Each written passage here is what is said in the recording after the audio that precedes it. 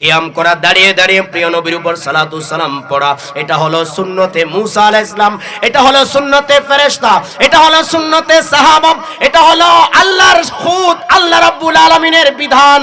ফাযকুরুল্লাহ কিয়ামান, আল্লাহ বলেছেন তোমরা আল্লাহর জিকির করো দাঁড়িয়ে দাঁড়িয়ে।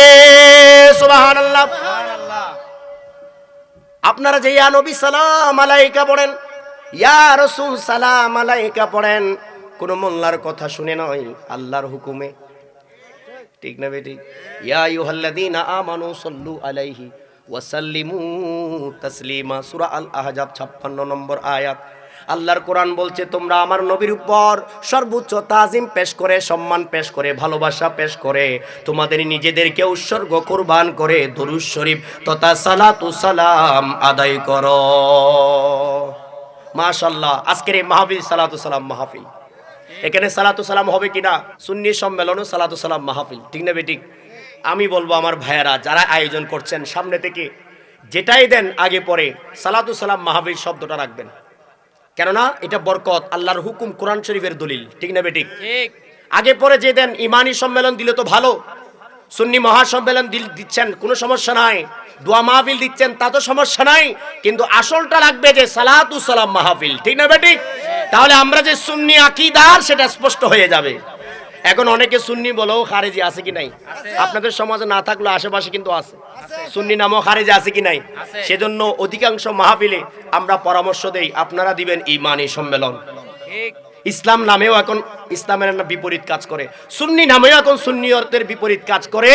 অতএব আজ থেকে ইমানি সম্মেলন সালাতু সালাম মাহফিলের মাহফিল করেন, আয়োজন করেন, এত করে আল্লাহ এবং রাসূল খুশি হয়ে যাবেন। ঠিক না বেঠিক?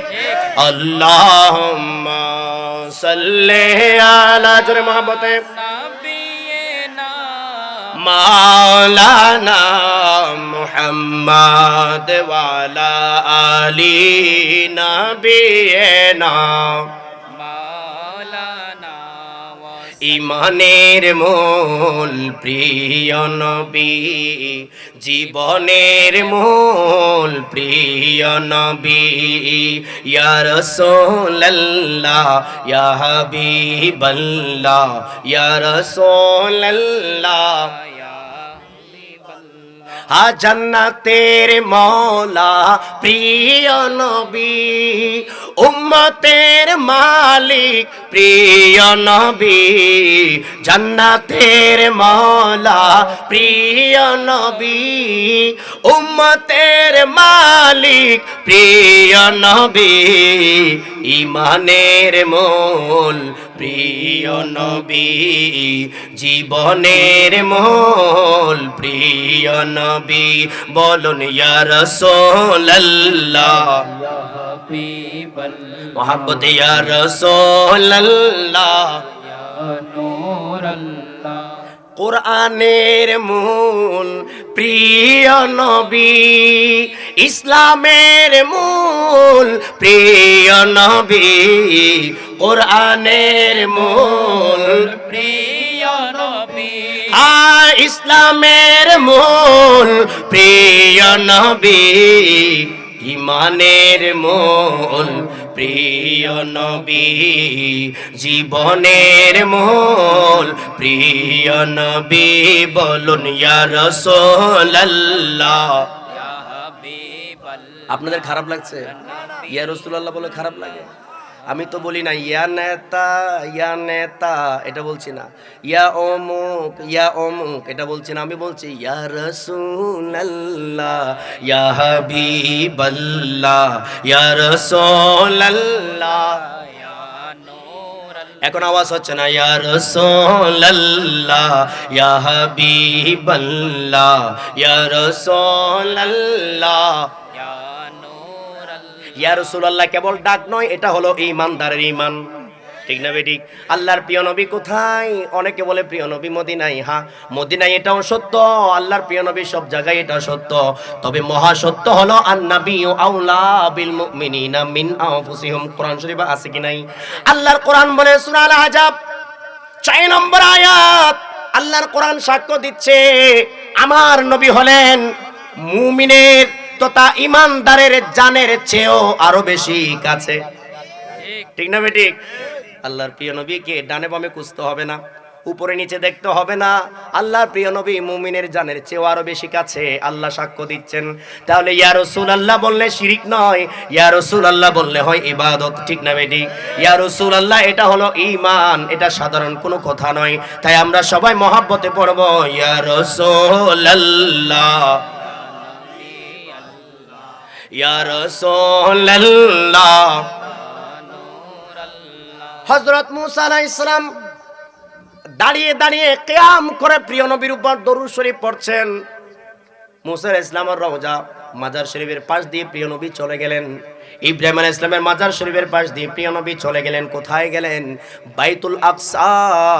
ওই বাইতুল আকসা, যে বাইতুল আকসা বাইতুল মুকাদ্দাস হিসেবে পরিচিত, যে বাইতুল মুকাদ্দাস আজকে জেরুজালেমের মধ্যে অবস্থিত, যে বাইতুল মুকাদ্দাস আজকে উগ্রবাদী ইহুদিরা নিয়ন্ত্রণ করছে, ওই আকসার আশেপাশে ফিলিস্তিনের মধ্যে আছে গাজা। আজকে ওই গাজার মধ্যে নির্মম পরিহাস, গাজার মুসলমানদের উপর হত্যাকাণ্ড চালাচ্ছে ইহুদিরা। আজ পর্যন্ত প্রায় 70,000 অর্থাৎ 70,000-এর উপরে আমার মুসলমান ভাই বোনদেরকে, শিশুদেরকে হত্যা করেছে। আওয়াজ দিয়ে বলুন নাউজুবিল্লাহ। ওহে বিশ্ববাসী, কেন আমরা নীরব? যদিও আমরা রঙিন বাড়ির অধিবাসী, আমরা এখানে বসবাস করি, কিন্তু আমরা রঙিন বাড়ি ভিত্তিক নয়। আমাদের চিন্তা থাকতে হবে সারা পৃথিবীর জন্য। আমার মুসলমান ভাই যে যেখানে থাকুন না কেন, তার উপর আঘাত মানে আমার উপর আঘাত, ঠিক না বেটি? আমাদের আলেমরা বলে আল মুসলিমু আহুল মুসলিম, এক মুসলমান অপর মুসলমানের ভাই। হাদিস শরীফ, মুসলিম শরীফের মধ্যে হাদিস শরীফটা আসছে আল মুসলিমু আহুল মুসলিম। কোরআনে পাক ইন্নামাল মুমিনুনা ইখওয়া, আল্লাহর কোরআনও বলে মুমিনরা একে অপরের ভাই। তাহলে ফিলিস্তিনের গাজার মুসলমানদের উপর হত্যাকাণ্ড, কিন্তু আমরা নীরব ভূমিকা পালন করছি। আমাদের কোনো সেন্স নাই, চেতনা নাই। আমরা বলছি এটা তো ফিলিস্তিনের ব্যাপার, বাংলাদেশের ব্যাপার নয়। কলেমার মধ্যে ফিলিস্তিন আর বাংলাদেশ নাই। ফিলিস্তিনের কলেমা যেমন আমাদের কলেমা তেমন, ফিলিস্তিনিদের নামাজ যেমন আমাদের নামাজও তেমন, ঠিক না বেঠিক? তাহলে বোঝা গেল যে মুসলমান, ওই মুসলমানের উপর আঘাত মানে আমরা মুসলমানের উপর আঘাত।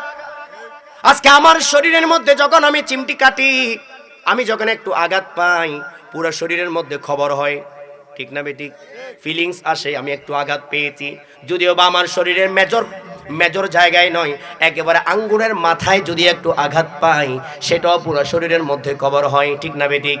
আমি চিকিৎসা নিই ভালো হওয়ার জন্য।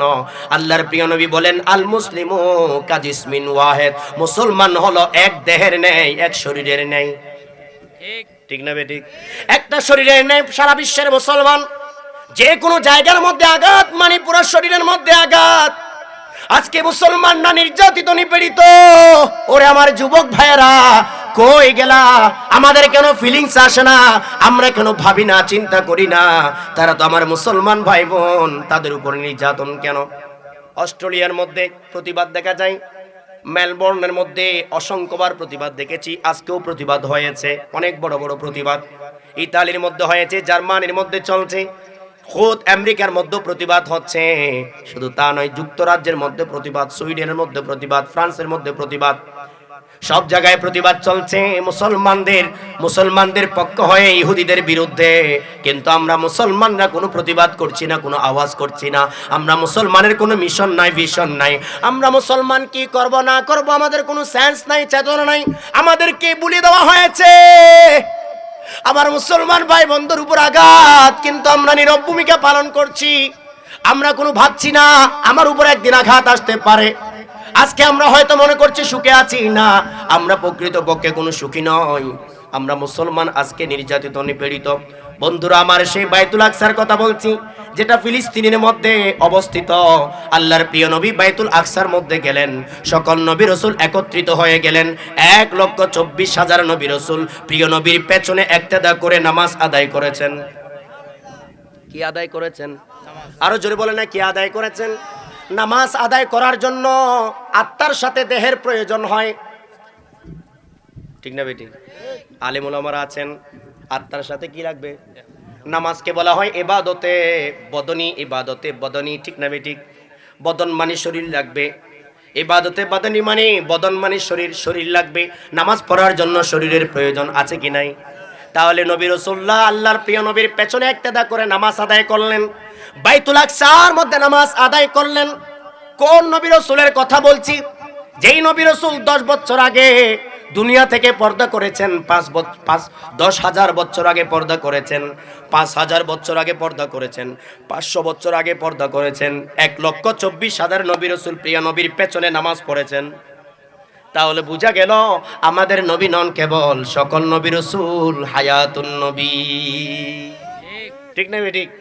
শুধু হায়াতুন নবী সাধারণ কথা নয়, সশরীরে হায়াতুন নবী।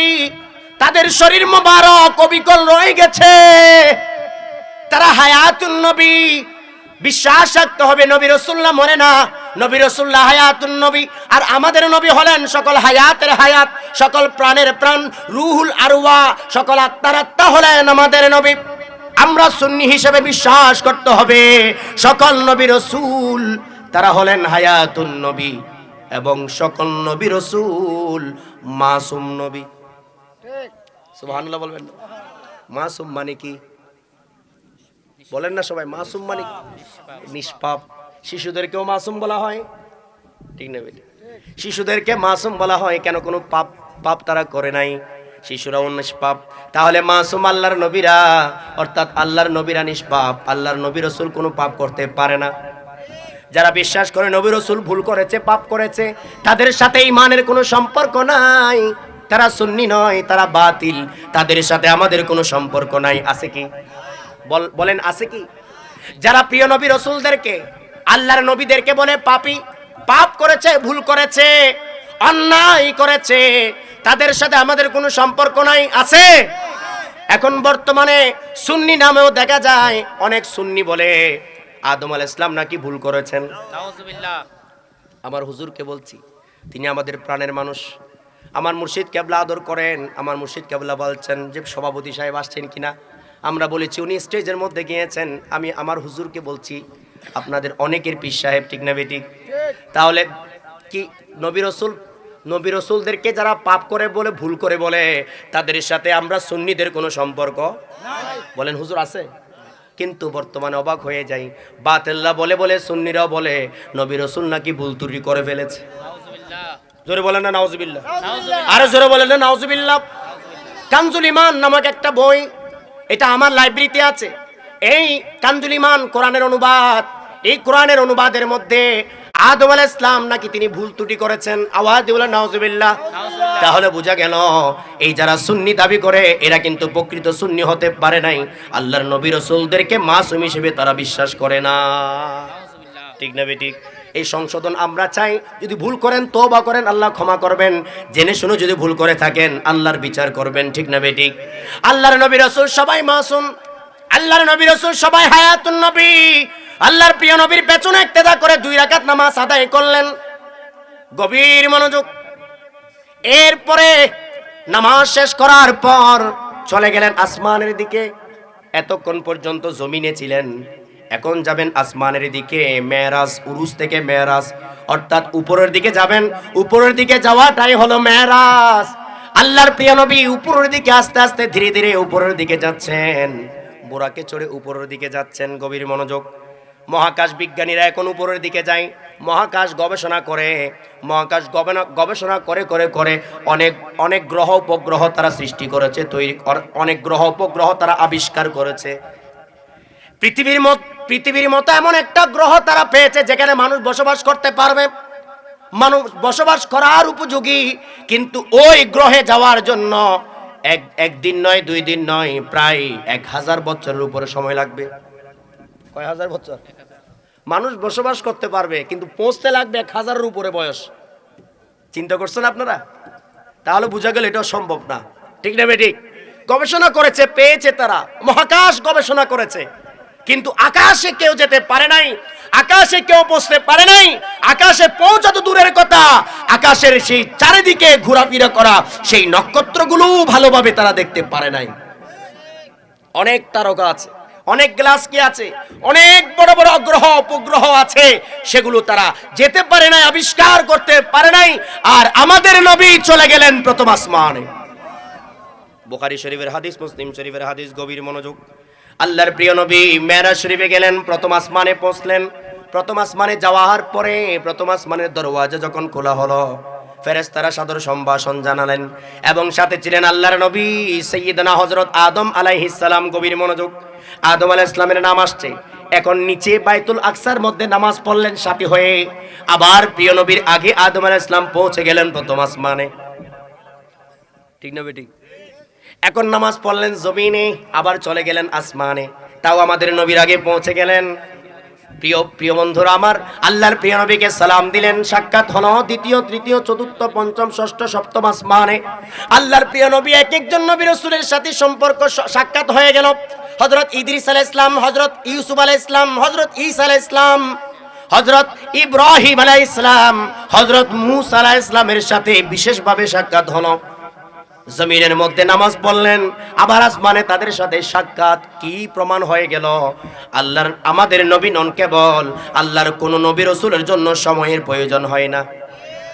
তারা যখন ইচ্ছা যখন যেখানে সেখানে তারা যেতে পারেন। ঠিক না বেটি? এগুলো কিন্তু সহজ কথা নয়। বুখারী শরীফ থেকে বর্ণনা করছি আমি। বুখারী শরীফ থেকে, যেই বুখারী শরীফের দোহাই দিয়ে তারা মেরাজ শরীফ স্বীকার করে, সেই বুখারী শরীফ থেকে বলছি আমি। এই বুখারী শরীফের মধ্যেই রয়েছে আল্লাহর প্রিয় নবীর আগে হযরত আদম আলাইহিস সালাম প্রথম আসমানে পৌঁছে গেলেন এবং সম্ভাষণ জানালেন। তাহলে আদম আলাইহিস সালাম তো মাটির নিচে থাকার কথা, সে আদম আলাইহিস সালাম জমিনের উপরে এসে বাইতুল আকসায় নামাজ আদায় করে আবার প্রথম আসমানে পৌঁছে গেলেন। এটা দ্বারা প্রমাণ হয়ে গেল আমাদের আদম আলাইহিস সালাম মরে নাই, হায়াতুন নবী, এবং আদম আলাইহিস সালাম হাজির ও নাজির নবী। আওয়াজ দিয়ে বলেন সুবহানাল্লাহ। আমাদের নবী তো অনেক ঊর্ধ্বের কথা। সকল নবী রাসূল হাজির নাজির। ঠিক না বেঠিক? সকল নবী রাসূল কি হাজির নাজির, এটা সাধারণ কথা। হাজির নাজির সকল নবী রাসূল, এটা আমাদেরকে বিশ্বাস করতে হবে, ভুলে গেলে চলবে না। তাই এই মেরাজ শরীফের মূল হাকিকতের দিকে আমি যাচ্ছি। অনেক লম্বা ঘটনা, প্রথমধ্যে অনেক আলোচনা আছে, হাদিসের অনেক বর্ণনা আছে, আমি ওদিকে যাব না। পৌঁছে গেলেন সিদরাতুল মুনতাহায়।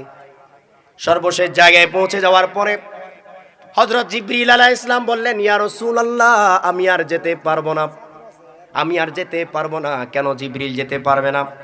ইয়া রাসূলুল্লাহ, ইয়া হাবিবাল্লাহ, আমি তো আল্লাহর সরাসরি নূর নয়, আমার 600টা ডানা আছে। কয়শো ডানা? জোরে বলেন, হাদিস শরীফে আছে কয়শো ডানা? 600 ডানা। আল মুস্তাদরাক আলা সহিহাইন কিতাবের মধ্যে স্পষ্টভাবে আসছে হযরত জিবরিল আলাইহিস সালামের 600 ডানা। যে 600 ডানার মধ্যে একটি ডানা যদি দুনিয়াতে ছেড়ে দেয়, তাহলে দুনিয়াবাসী সবাই ধ্বংস হয়ে যাবে। এই 600 ডানার একটু আংশিক আঘাতে লূত আলাইহিস সালামের সম্প্রদায় যারা সমকামিতায় লিপ্ত ছিল, তাদেরকে একবার জমিন থেকে উপরে তুলে আবার জমিনের ভিতরে উল্টিয়ে দিয়েছে। এই সাগরের নাম হয়েছে মৃত সাগর, ডেড সি। আপনারা জানেন জর্ডানের মধ্যে, বর্তমান জর্ডানে ডেড সিটা আছে। জিবরিল আলাইহিস সালামের 600 ডানার একটি ডানার একটু কোনা আগায় জাস্ট একটু লাগিয়ে পুরা এই আশেপাশের পুরো এলাকাকে তুলে আবার উল্টিয়ে দিয়েছেন। এটা আমার কথা নয়, হাদিস শরীফের কথা। সুবহানাল্লাহ বলবেন না? আল্লাহ রাসূলের হাদিস শরীফ মিথ্যা নয়। ঠিক না বেঠিক? এবং বিজ্ঞানীরা সেটাই প্রমাণ পাচ্ছে। কেন এই ডেড সিতে, কেন এই মৃত সাগরের মধ্যে মানুষ ভাসে? এই মৃত সাগরের পানি এতই লবণ, এতই লবণাক্ত, অভিশপ্ত এই জায়গা, কেননা হযরত লূত আলাইহিস সালামের সম্প্রদায় কওম, তাদেরকে এতই সাবধান করা হয়েছে, এরপরও তারা সমকামিতায় লিপ্ত ছিল। জোরে বলেন নাউজুবিল্লাহ। কেউ আসছেন? সমকামিতায় বর্তমানে দেখবেন বাতিলরা সমকামিতায় লিপ্ত আছে কি নাই? ছোট ছোট মাদ্রাসা দিয়ে, মাদ্রাসার অভাব নাই, মাদ্রাসা দিয়ে আজকে চাটকিল, নোয়াখালী চাটকিল আপনারা অনেকে চিনবেন হয়তো, নেটের মধ্যে দেখবেন আজকের ঘটনা বলছি। এই চাটকিলের মধ্যে একজন মোল্লা শয়তান 4 জন শিশুকে ধর্ষণ করেছে। চাটকিল, আজকের ঘটনার কথা বলছি আমি। তাকে পুলিশে ধরেছে। এরা সুন্নি মৌলবী নয়, এরা সুন্নি আলেম নয়। আল্লাহর প্রিয় নবীর আশিক কখনোই কাজ করতে পারে না। ঠিক না বেঠিক? এগুলো খারেজি, বাতিল, শয়তান। এদের সাথে ইসলামের কোনো সম্পর্ক নাই। এদের প্রতিষ্ঠানে পড়ালে আপনার সন্তান নষ্ট হবে। ঠিক না বেঠিক? ঈমান তো যাবেই। সেজন্য সুন্নি প্রতিষ্ঠান আহলে সুন্নাত ওয়াল জামাতের প্রকৃত আকীদা যারা বিশুদ্ধ আকীদা লালন করে সেই প্রতিষ্ঠানগুলোতে আমাদের সন্তানগুলোকে পড়াবেন। কথা বুঝে গেছে? যদি সে প্রতিষ্ঠান না পান, স্কুল কলেজে ভার্সিটি পড়াবেন ইমান ঠিক রেখে, তাও ভালো, কিন্তু এই বাতিলদের প্রতিষ্ঠানে সন্তানকে দিয়ে ইমান নষ্ট করবেন না, সন্তানের জীবন ধ্বংস করবেন না। আজকে দেখুন, লূত আলাইহিস সালাম এতবার সাবধান করেছেন আল্লাহর একজন নবী, সাবধান করার পরে এই অবাধ্য জাতি এরপরেও তারা সমকামিতায় লিপ্ত ছিল, আল্লাহর গজব নাজিল হয়েছে। হযরত জিবরিল আলাইহিস সালাম 600 ডানা আছে। জিবরিল আলাইহিস সালাম বলছে, ইয়া রাসূলুল্লাহ, ইয়া হাবিবাল্লাহ, আমার এই 600 ডানার মধ্যে একটি ডানা যদি আমি দুনিয়াতে ছেড়ে দিই, দুনিয়াতে আঘাত করি, দুনিয়াটা উল্টে যাবে, ধ্বংস হয়ে যাবে। ইয়া রাসূলুল্লাহ, কিন্তু এই ডানা নিয়ে যদি আমি একটু উপরের দিকে যাই, তাহলে আমার ডানা জ্বলে পুড়ে ছাই হয়ে যাবে। আল্লামা শেখ সাদী রহমাতুল্লাহ আলাইহি তার কসিদার মধ্যে সুন্দর করে বলেছেন, এই শেখ সাদী রহমাতুল্লাহ আলাইহি বলেছেন, জিবরিল আলাইহিস সালাম বলছেন, ইয়া রাসূলুল্লাহ, ইয়া হাবিবাল্লাহ, আমি যদি একটু উপরের দিকে যাই, আমার ডানাগুলো পুড়ে ছাই হয়ে যাবে। ও আমার জিবরিল, তুমি তো আমার খেদমত করেছো, আল্লাহর একজন প্রিয় ফেরেশতা, তোমার কি কোনো প্রার্থনা আছে, আবেদন আছে? আমি নবী আল্লাহকে বলবো। তখন প্রিয় নবীকে বললেন, ইয়া রাসূলুল্লাহ, ইয়া হাবিবাল্লাহ, আমার একটাই প্রার্থনা আবেদন, সেটা হলো আপনার নবীর উম্মত হাসরের ময়দানে যখন পুলসিরাত পার হবে, সেই উম্মতকে যেন আমার ডানা দিয়ে আমি পুলসিরাত পার করে জান্নাতে প্রবেশ করিয়ে দিতে পারি। জিবরিল আলাইহিস সালাম আমাদের পাগল, সুবহানাল্লাহ বলেন না? জিবরিল আলাইহিস সালাম কাদের পাগল? আমাদের পাগল। আমরা কোনো পাগল হতে পারলাম না, আমরা এখনো পাগল হতে পারলাম না। জিবরিল আলাইহিস সালাম আমাদের জন্য সুপারিশ করছেন, ইয়া রাসূলুল্লাহ, আমার একটাই চাওয়া, আপনার উম্মতকে আমি পুলসিরাত পার করে জান্নাতি বানিয়ে দেওয়া। আওয়াজ দিয়ে বলুন সুবহানাল্লাহ। সুবহানাল্লাহ। আল্লাহর প্রিয় নবী বললেন, ঠিক আছে জিবরিল, আমি আবেদন করব, প্রার্থনা করব। চলে গেলেন আল্লাহর দরবারে। তাকবীর, নারে রিসালাত।